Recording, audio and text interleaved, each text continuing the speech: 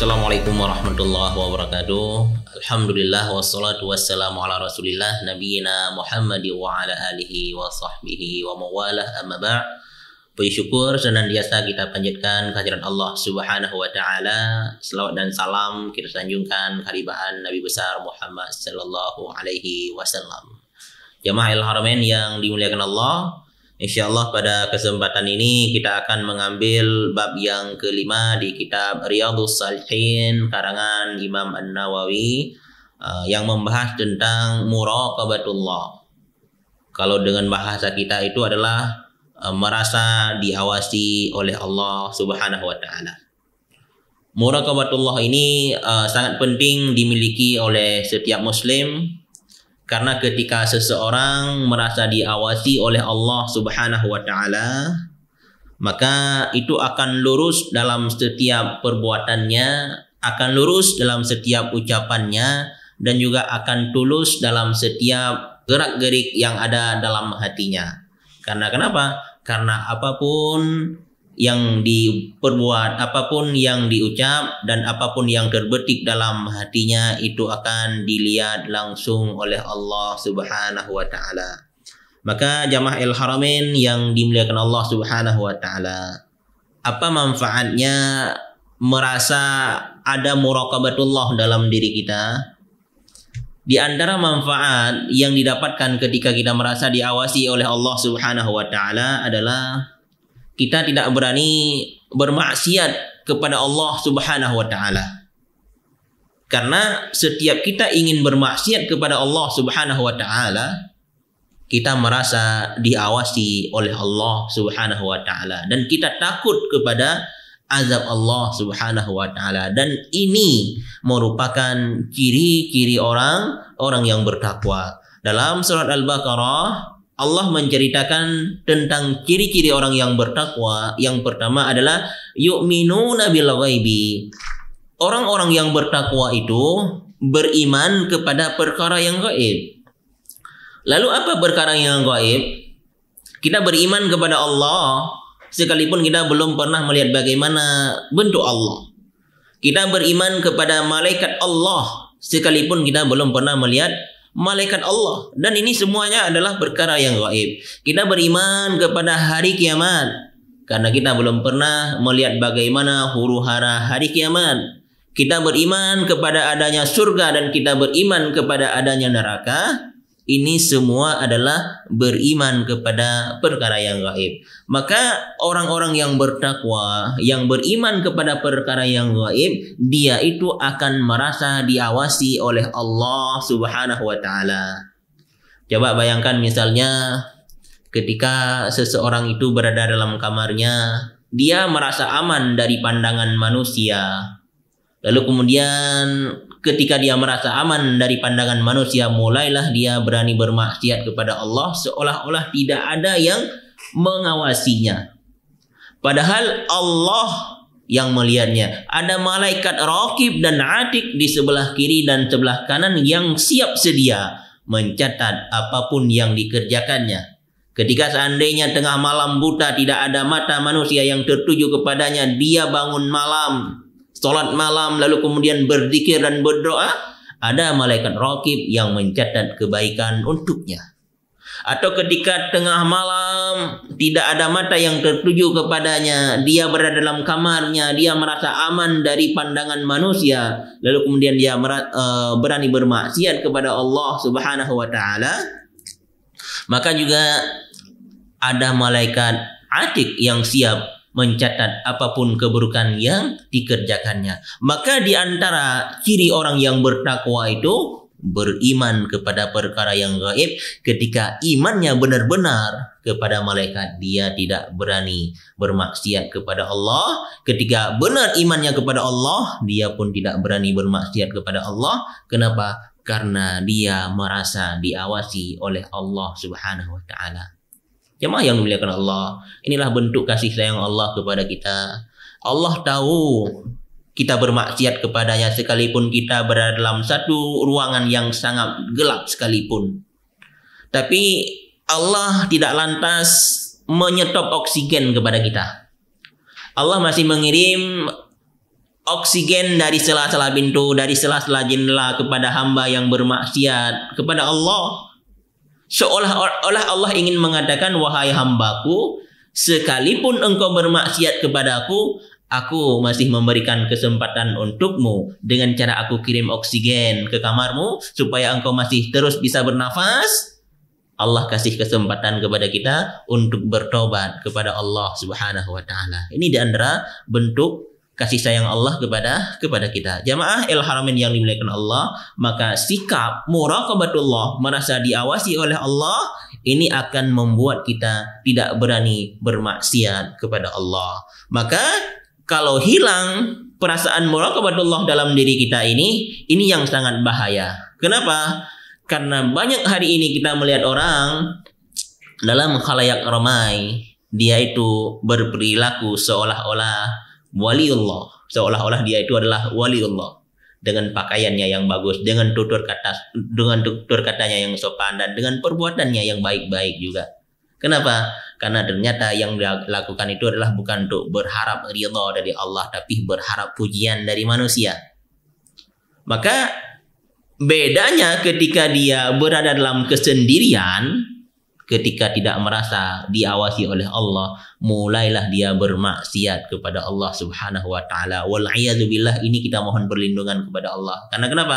Karena orang yang berperilaku sebagai waliullah dalam khalayak ramai menjadi wali syaitan, walinya syaitan dalam kesendirian, itu diantara penyebab seseorang akan dimatikan atau diwafatkan oleh Allah dalam keadaan su'ul khatimah. Wal'iyadzubillah, kita mohon perlindungan kepada Allah Subhanahu wa taala. Ini pentingnya merasa diawasi oleh Allah. Yang pertama adalah untuk terhindar dari bermaksiat kepada Allah. Lalu yang kedua, pentingnya muraqabatullah itu adalah untuk mendorong seseorang beribadah dengan ikhlas kepada Allah. Karena apapun yang kita lakukan di dunia ini, dari semua ibadah-ibadah kita, tidak Allah perintahkan kecuali yang mukhlis, ikhlas karena Allah Subhanahu wa taala. Ketika seseorang sholat karena berharap pujian dari manusia, maka dia tidak mendapatkan apa-apa dari manusia, tidak mendapatkan apa-apa dari Allah Subhanahu wa taala. Yang dia dapatkan hanya pujian dari manusia. Ketika seseorang berpuasa misalnya ingin mendapatkan pujian dari manusia, maka juga dia tidak mendapatkan apa-apa kecuali pujian dari manusia. Adapun dari Allah Subhanahu wa taala, sebagaimana disabdakan oleh Rasulullah sallallahu alaihi wasallam, kamin sha'imin laisa lahu min shiyamihi illal ju' wal 'atash. Betapa banyak orang yang berpuasa, dia tidak mendapatkan apa-apa kecuali haus dan dahaga saja.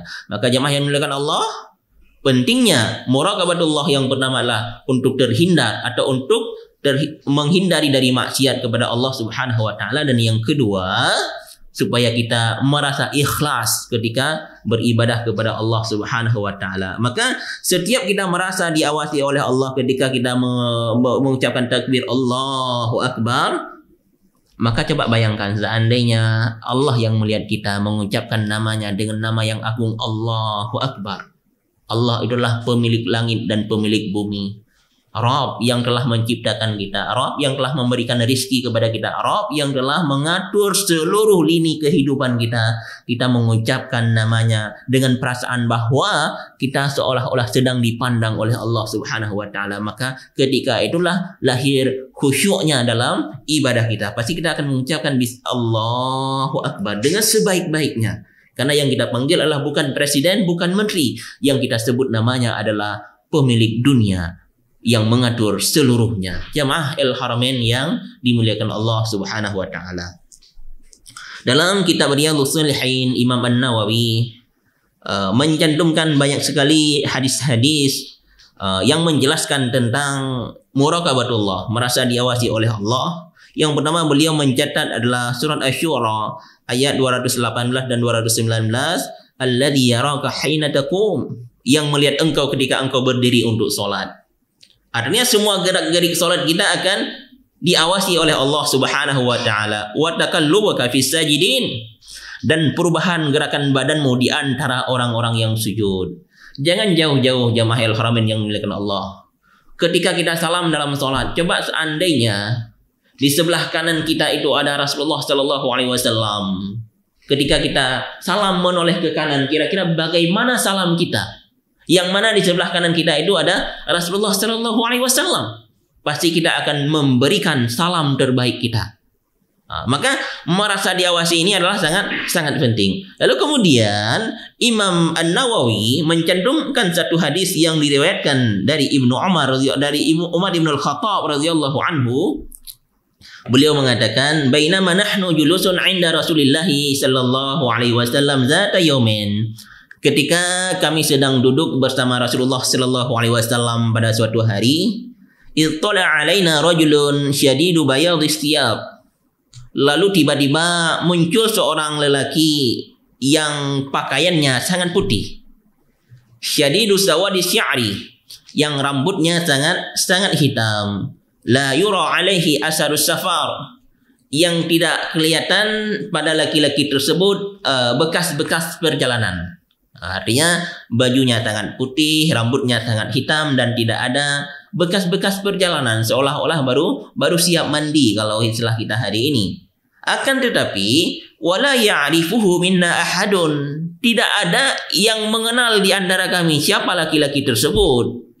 Lalu kemudian laki-laki tersebut hatta jalasa ilan Nabi sallallahu alaihi wasallam, hingga dia duduk di hadapan Nabi sallallahu alaihi wasallam.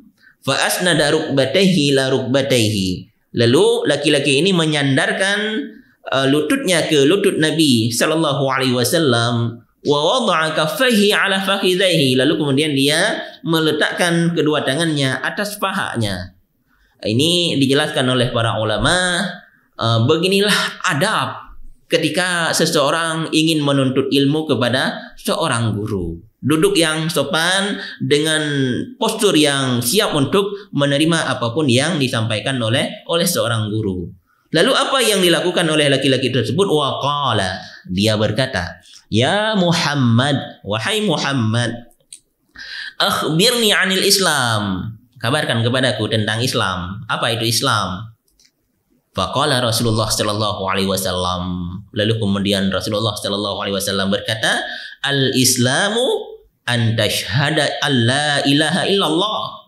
Rasul menjelaskan bahwa Islam itu adalah engkau bersaksi tiada Tuhan selain Allah, wa anna Muhammadar Rasulullah, dan bahwa sesungguhnya Muhammad itu adalah utusan Allah, rasulnya Allah, wa tuqimas shalah, dan engkau mendirikan salat, wa tu'tiyaz zakah, dan engkau mengeluarkan zakat, wa tasumur Ramadan, dan engkau berpuasa pada bulan Ramadan, wa tahajjal baita in istata'ta ilaihi sabila, dan engkau berhaji ke bait Allah kalau dimampukan oleh Allah Subhanahu wa taala.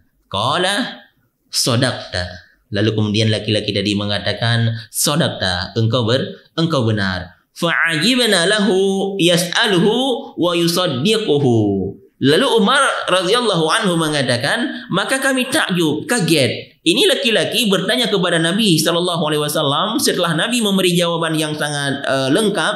Tiba-tiba laki-laki ini mengatakan, benar engkau wahai yang memberi jawaban, benar engkau wahai Rasulullah sallallahu alaihi wasallam. Jadi Umar ini merasa kaget, kok tiba-tiba ada orang yang pengen belajar bertanya kepada Nabi, tiba-tiba setelah Nabi kasih jawaban, dia membenarkan jawaban Nabi sallallahu alaihi wasallam. Lalu kemudian lanjutannya, laki-laki tadi bertanya, fa akhbirni 'anil iman. Kabarkan kepadaku tentang apa itu iman. Maka Rasulullah sallallahu alaihi wasallam bersabda, antu'mina billah.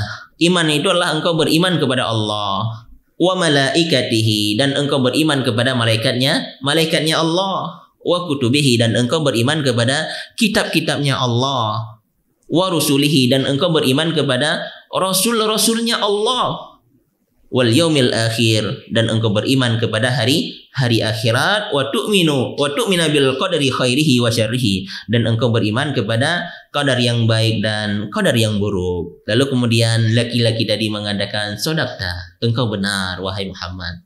Qala, lalu kemudian laki-laki tadi melanjutkan pertanyaannya kepada Nabi sallallahu alaihi wasallam. Dia mengatakan, fa akhbirni 'anil ihsan. Kabarkan kepadaku, apa itu ihsan? Nabi melanjutkan, anta'budallaha ka'annaka tarahu. Engkau beribadah kepada Allah seolah-olah Allah itu melihat engkau. Fa illam takun tarahu. Tapi seandainya engkau tidak mampu melihat Allah, fa innahu yaraka. Maka yakinlah bahwa Allah itu melihat engkau. Lalu kemudian laki-laki tadi melanjutkan pertanyaannya, fa akhbirni 'anis sa'ah. Kabarkan kepadaku tentang hari kiamat.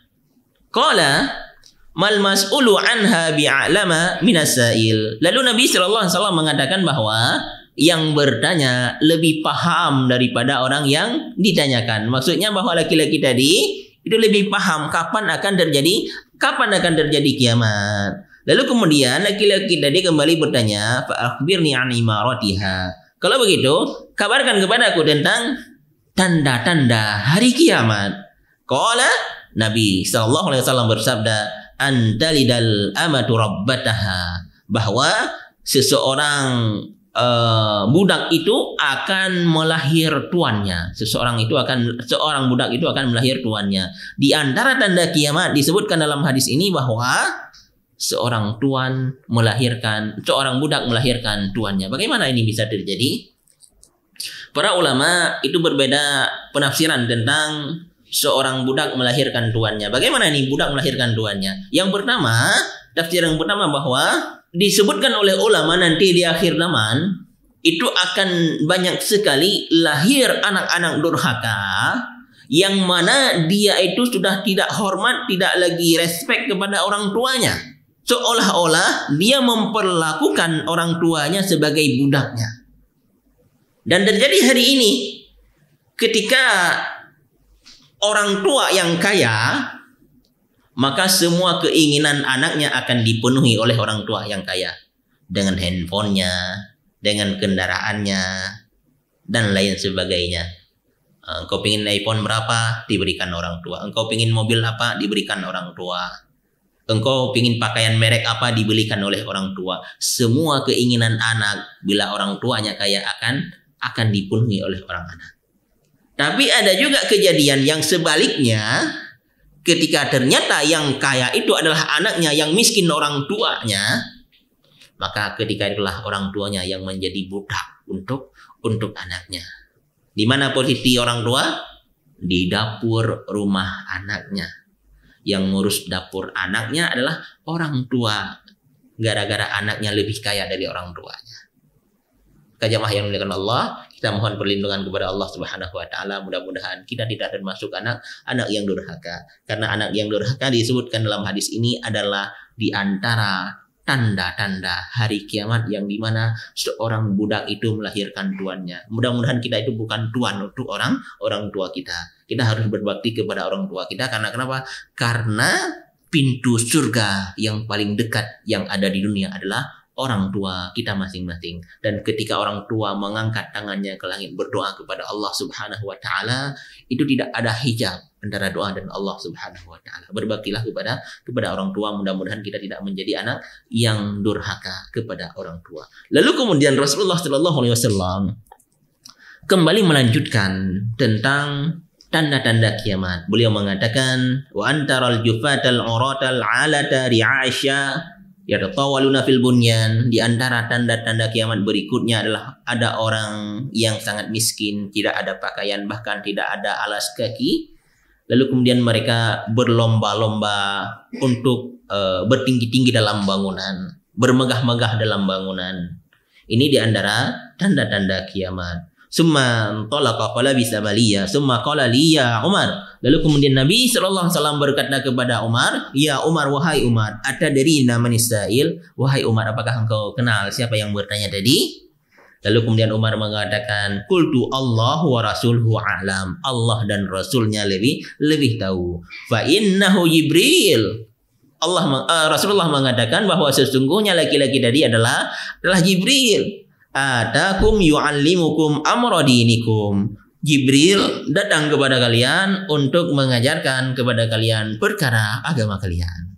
Maka hadis ini adalah hadis yang sangat kompleks karena dalam hadis ini mencakup perkara Islam, perkara iman, perkara ihsan dan tanda-tanda kiamat yang disebutkan oleh Rasulullah Sallallahu Alaihi Wasallam. Kalau kita ingin menjelaskan lebih lanjut, apa itu Islam?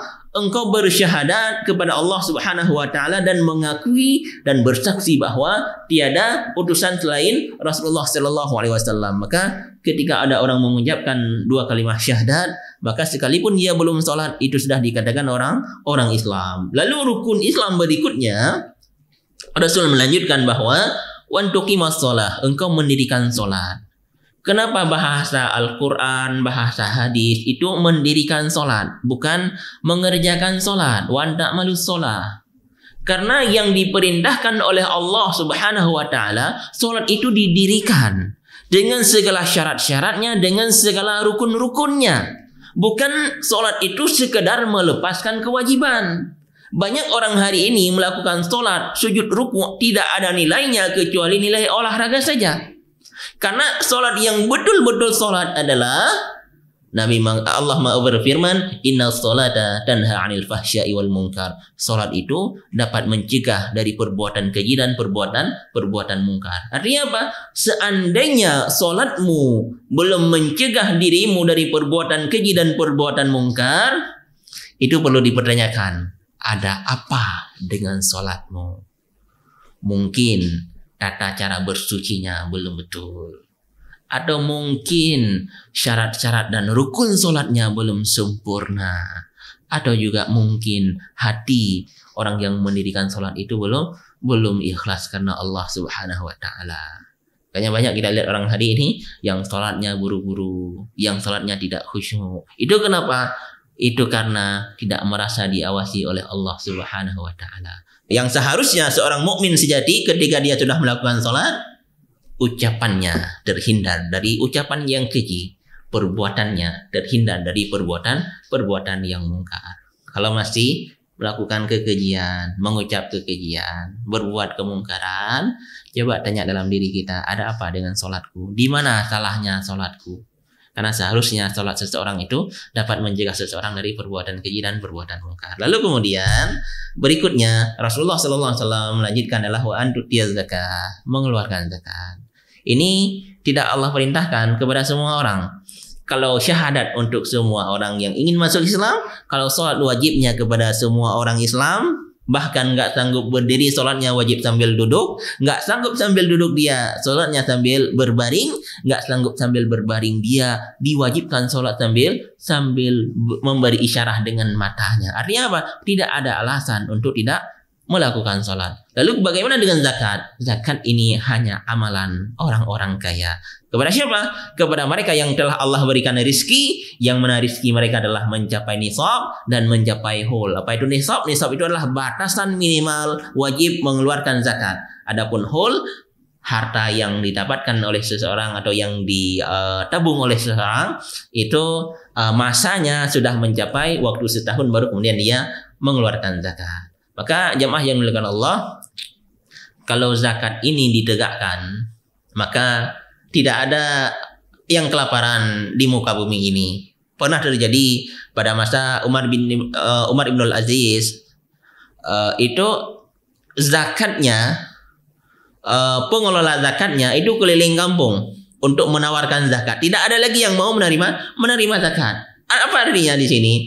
Artinya ketika zakat itu benar-benar ditunaikan, benar-benar dikerjakan sesuai dengan perintah Allah Subhanahu wa taala, maka kita tidak akan mendapatkan orang-orang yang kelaparan. Kenapa hari ini kita dapatkan di Indonesia, bahkan di manapun di dunia ini, banyak orang miskin, banyak orang fakir, bahkan banyak orang yang nggak makan sampai 2-3 hari? Itu di antara penyebabnya banyak orang yang tidak mau membayar zakat. Kenapa mereka tidak mau membayar zakat? Karena merasa tidak diawasi oleh Allah Subhanahu wa taala. Maka bagi kita yang sudah Allah titipkan rezeki lebih, ingat bahwa dalam rezeki kita itu ada hak anak yatim, hak fakir miskin, hak orang-orang yang membutuhkan. Maka sebenarnya yang kita keluarkan itu bukan jatah kita. Yang kita keluarkan dari zakat itu tujuannya adalah untuk membersihkan harta kita. Karena setiap harta yang sudah menumpuk, yang tidak dikeluarkan zakatnya, maka tunggu saatnya Allah akan mengambil dengan caranya. Mudah-mudahan Allah kekalkan harta yang halal kepada kita, dan mudah-mudahan juga Allah tingkatkan jumlah nominal zakat kita. Artinya apa? Ketika Allah sudah tingkatkan nominal zakat kita, Allah juga sudah memudahkan atau memperbanyak rezeki kita. Amin ya rabbal alamin. Lalu kemudian berikutnya, di antara rukun Islam adalah berpuasa di bulan suci Ramadan, dan insya Allah kita akan segera memasuki bulan suci Ramadan. Apa itu puasa? Puasa secara bahasa adalah menahan. Adapun secara syariat, puasa itulah menahan diri dari setiap hal-hal yang dapat membatalkan puasa. Dari makan, minum, jimak, dan lain sebagainya yang dapat membatalkan puasa semenjak terbit fajar, masuk waktu subuh hingga terbenam matahari. Maka kalau ada orang yang melakukan yang demikian, itu sudah sah puasanya secara hukum fikih. Adapun kalau kita mau tinjau lebih lanjut lagi, kita ketika bulan berpuasa juga harus menahan diri dari ucapan yang kotor, dari pandangan untuk melihat hal-hal yang diharamkan Allah Subhanahu wa taala. Untuk apa? Supaya tidak hilang pahala puasa kita. Karena ada orang puasa, dia hanya menahan lapar dan menahan dahaga, tidak dapat pahalanya. Maka untuk menjaga pahala puasa itu, di samping kita menahan makan dan menahan minum, kita juga menahan nafsu kita untuk tidak melihat yang haram, untuk tidak berucap yang haram, dan tidak berkata yang haram.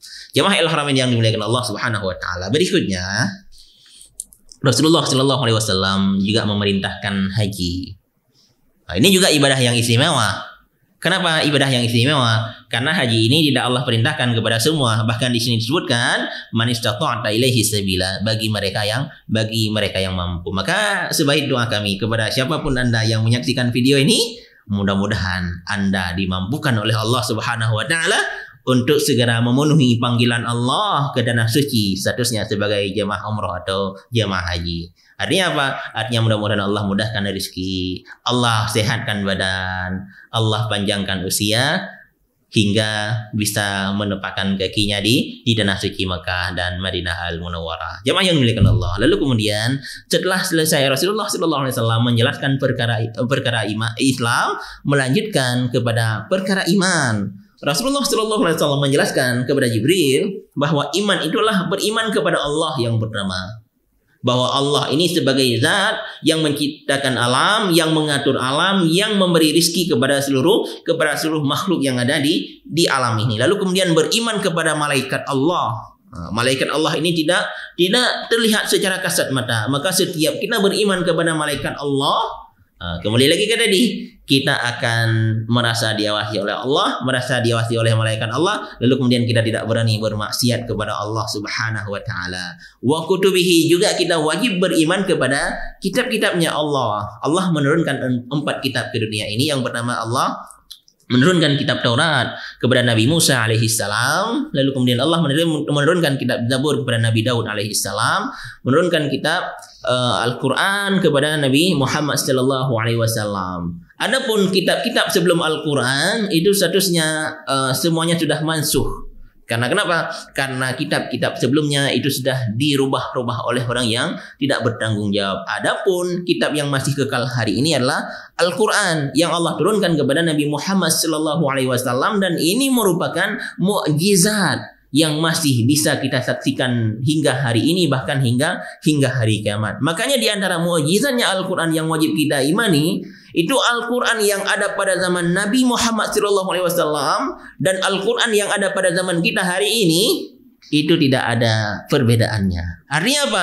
Tidak mungkin Al-Quran itu dirubah oleh tangan-tangan jahil manusia. Karena kenapa? Allah sendiri yang menurunkan Al-Quran, dan Allah yang akan menjaga kesucian Al-Quran. Makanya kita lihat setiap ada oknum-oknum yang ingin merubah-rubah Al-Quran, tidak lama setelah kejadian pasti akan ketahuan. Itu di antara janji Allah bahwa Al-Quran ini tidak mampu dirubah oleh tangan manusia. Bahkan Allah dalam banyak ayat beliau menentang orang-orang, mengatakan fa'tu bimisli, kalau engkau mampu menciptakan Al-Quran, maka datanglah Al-Quran itu 3 ayat saja. Tapi sampai hari ini, dari pertama diturunkan hingga hari ini, tidak ada seseorang pun yang mampu membuat tulisan dan bacaan yang serupa dengan Al-Quran. Maka bila kita ingin bersentuhan dengan satu mukjizat Nabi yang masih kekal hari ini, sering-seringlah bersentuhan dengan Al-Quran. Kenapa kita harus bersentuhan dengan Al-Quran? Karena segala sesuatu yang berhubungan dengan Al-Quran itu akan menjadi mulia. Coba kita lihat. Al-Quran itu Allah turunkan melalui malaikat Jibril.